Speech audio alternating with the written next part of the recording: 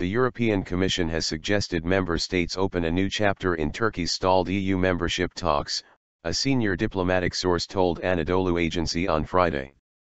The EU's executive body submitted a letter to the European Council on Friday, proposing opening the economic and monetary policy chapter in accession talks, the senior diplomat said, speaking on condition of anonymity. We are expecting a decision by the European Council before the summer break, the diplomat claimed. If EU member states agree to open the chapter during an upcoming European Council meeting later this month, economic and monetary policy will be the first section to be opened in Turkey's EU membership talks since 2013. European diplomats expect such a move could help revive Turkey's EU ambitions as well as the country's economic and political reform process.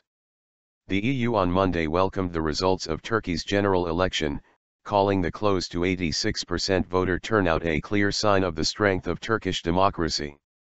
The coming period offers opportunities for further strengthening of the EU-Turkey relationship and to advance in broadening EU-Turkey cooperation in all fields, for the benefit of all our citizens, EU Foreign Policy Chief Federica Mogherini said. As a candidate country since 2005, Turkey has had to successfully conclude negotiations with the EU in 35 policy chapters, which envisage reforms and adoption of European standards before eventual membership. Certain chapters remain blocked due to the Cyprus impasse and opposition by the governments of Greece and France.